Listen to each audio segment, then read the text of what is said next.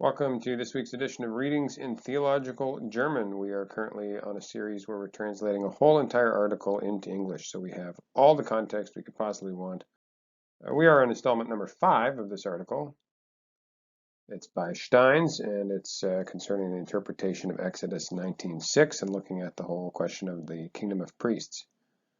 So here the author is going to begin dealing directly with the text of Exodus 19:5 and following.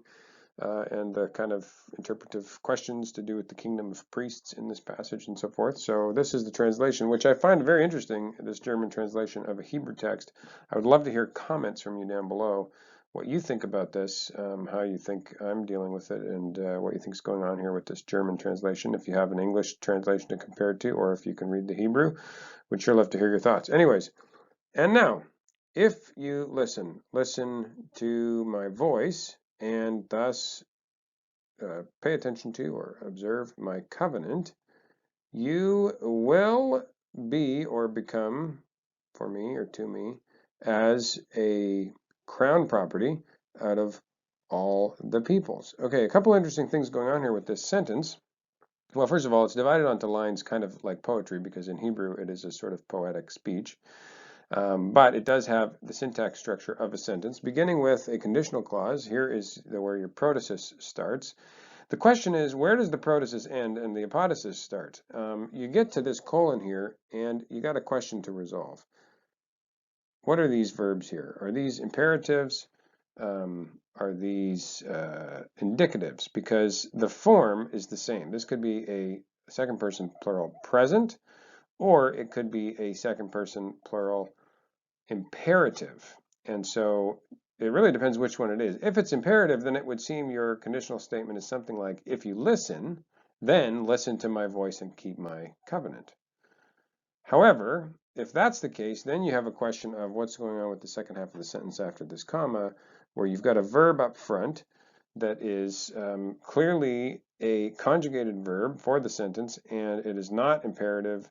It is indicative and needs to therefore be considered in second position. But if it's considered in second position, then this entire first phrase or clause, all the way up to the end of what we maybe thought was an apodosis, is going to have to be part of the first element in the sentence, and that would suggest that the apodosis actually begins here with this werden verb. And so how are you going to sort that out? I mean, I think there's a little bit of ambiguity here, but I do think the syntax there is very suggestive of where the apodosis has to begin. And that means you need to take these verbs up here as indicatives, actually, and not imperatives. A reason you might want to take this as an imperative is because after the colon, let me grab another color here. After the colon, this verb here appears to be in first position in the clause. And so that would be a sign of either a question or an imperative in terms of the word order.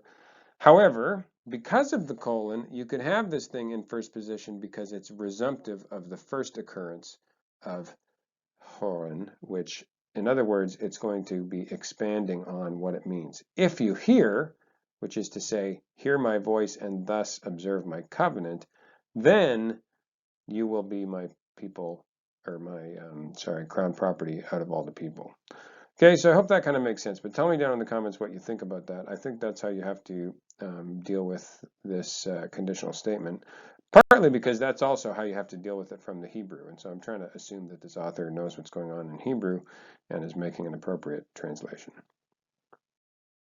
For, or because, it applies more closely. You should know that these bracketed terms here are just kind of added in to show the logical relationships in the interpretation that this author is picking up, but these are not translating anything in the Hebrew. He's just sort of added them as, well, you could say kind of syntactical lubrication to make what would otherwise be a very wooden translation kind of more readable. And you can really see that down here because this is very wooden. Okay, so because the entire earth to me. So that's a really wooden translation of the Hebrew. That's kind of like Jebrew or Jermu. I don't know how do you combine those words. But so he adds back in, indeed is or belongs to me the whole world. So the whole world belongs to me. And in Hebrew, that is really what the construction means. And so he's trying to be wooden in the words he's actually claiming our translation, but then filling out the sense for you with those bracketed things. So the whole world is mine, but you will be or become to me as a kingdom of priests. And then here's the Hebrew, ממלכת כהנים, and as a holy nation, a goy kadosh. So, yeah, I think that's pretty straightforward. Kind of nice to notice that you finally, for the first time, or maybe the second time since this channel has been active, we're seeing werden being used to make a future tense verb. And the way that that always happens is when you have werden in the conjugated position, and then you have an infinitive form, then you know that you're dealing with a future. If it was a participle, then it would be passive. And with that, actually, here you also have an infinitive form of the sein verb, which is also rarely seen, but there it is. We know it's called sein. We talk about sein all the time, yet we very rarely see it in a sentence, but there it is, infinitive to make the future construction. So the controversy around the interpretation of the construct relationship ממלכת כהנים in Exodus 19:6a does not surprise. Okay, a couple things going on here. First of all, this is a verb. In English, to make this smooth, of course, we're going to say that it is not surprising. But in German, this particular sentence, anyways, is not done that way. There's no sein verb here. This is not ist with an adjective. This is a straight up normal verbal clause. And so, well, if you wanted to sound really hoity-toity in English, you could leave it that way. It simply does not surprise. I don't know why hoity-toity impersonations have to have that accent, but they do. I think it's required somehow. Anyways, and then you have a colon, and then you're going to launch into this long explanation of what it is that makes it reasonable to say that it's not surprising that there's a controversy about this construct relationship. The other thing you're going to want to note here is that in this term, Verbindung, you're going to want to translate as relationship, even though your dictionary is going to tell you something like connection or combination. And the reason for that is that in English discussions about this particular aspect of Hebrew grammar, the terminology that we use is typically construct relationship. And so even though Verbindung doesn't typically mean relationship, you're still going to translate it that way because in this context, that's the appropriate technical term in English. And so this is a technical term in German, and so you want to get the right one in English without being too slavish about the components of it and things like that. Okay. So the relationship of mamlaka, and then in brackets here you have some discussion about what that means. So it's kingship, king or royal rule, or kingdom. The term encompasses all aspects of the form of rule known as monarchy. Okay, so that's all in brackets just to expand upon mamlaka, this Hebrew word. Okay, so the relationship of mamlaka as the first item or part, element, something like that, as the first, oh, you could just say term, as the first term of the relationship with a plural second term. Now notice here that this whole thing is really just the subject, kind of, okay? So you have the relationship, that's, I guess, most technically your subject, comes up there in the first spot, very nice. But then all of this is just modifying the relationship of mamlaka, which means all these things, as the first term in the relationship with a plural second term. Okay, so really we're still just dealing here with the subject. Next, you're going to have a relative clause, which, and our verb in this sentence is actually going to show up after the relative clause, which is technically still in second position because the relative clause also modifies the subject.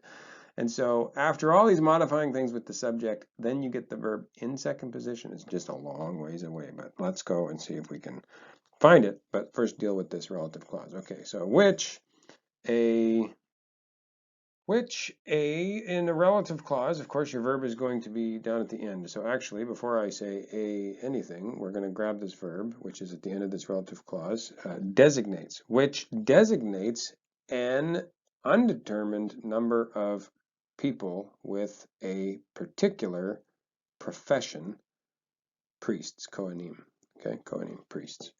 And then, okay, so you've got this first term combined with a second term that designates, that's plural, and designates an indeterminate number of people as priests. Now you have your main verb in the sentence, is, okay, is unique in the Old Testament. My goodness. In the end, if you just translate the parts, it's really not that bad, but it just seems very convoluted. But we do similar things in English, so try not to panic too much. So with that, and then your verb here is always in second position, but because you began the sentence with this kind of discursive particle, you have to put your subject after your verb, so go find it. There it is, the philological main difficulty. Now this is a compound word, Haupt, which typically means like something like head, could be main, chief, something like that, and Schwierigkeit, meaning difficulty. You're going to have to break this compound word up, though, in English, because you're probably going to want to say the main philological problem, or the main philological difficulty. So that's probably the better way to handle that as your subject. So with that, the main philological problem is already specified. The structure of this sentence is similar to that one, so I'm going to grab the subject first. It's after the verb. A second term is dependent on the verb. This is the verb here. You will be or belong to me in 19:6a. And that second term is a holy people, which is introduced here after that colon. Next, we have a question, and you can see that the verb here is up at the very front of the sentence. And in German, if you have a verb at the beginning of a sentence, it is going to be either a question or an imperative, and that's actually very similar to how we do it in English as well.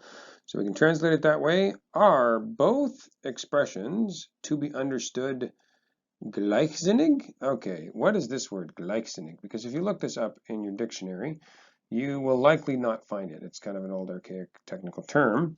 So your next thing that you do when you can't find a word like this is suggest to yourself, ooh, perhaps this is a compound word. And so you separate the word. And when you've separated it, you then kind of look, oh, gleich, I know what that means, same or simultaneous. Sinnig, okay, what does that mean? And you find that it means something like apt or practical or clever. And so you're sitting here going, okay, so the question is, are both of these terms to be understood as simultaneously practical? Same clever, same apt. This is confusing. This doesn't seem right. So when you come up with something like that and go, I just don't feel good about translating it that way, I feel like I'm missing something, then a smart strategy is actually to look up the word in a German dictionary. You put the word back together and then you pull up your German dictionary on the interwebs, which is a great place to get one. But the point is you're wanting to look at a German dictionary that gives you German definitions of German words, not a lexicon per se. This is a really handy one that I like to use. It is called the German Vocabulary from 1600 until today, and the reason why it gives you that time frame is that this will usually give you information such as word frequency. So you can see over here that this word has dropped in the frequency of its usage and kind of had a little resurgence there in the 80s and 90s, and now it's really trailed off to virtually nothing. And that's partly why it's hard to find in a dictionary. But this also is handy because it gives you a way, if you click on that when you're on this website, you can see how to pronounce German words, which is nice. And I like that it gives you the word decomposition and tells you that we were right to pick up Sinnig as the piece of this compound. However, to get the right sense of Sinnig that we need for this particular word, we're going to need to commit the etymological fallacy because we don't really want Sinnig, we want where it came from, which is, you'll see here in a minute, the word Sinn or sense in English. So here you have the meaning. Okay, and it tells you the context in Wissenschaft, in scholarship. It is a word that's kind of unique to that context, and it means in the same manner and way, and it gives you some examples here. Now, this thesaurus entry is also helpful because it tells you that here are some sort of synonyms. A synonym expression would be in the same sense, in the same sense. And so you've got to actually get from Sinnig back to Sinne, which is etymology, and that's why bother goofing around with that? Just look it up in the German dictionary, and then it says here again in the same manner and way. So that makes a lot more sense of our sentence. Or does the first expression name or designate the factual, or you might say objective, condition, or you might say requirement for the acquisition of the special status holy people? And then again, in brackets, a bit of an expansion here. A kingdom of priests das heißt, that is, or you might even say as in a.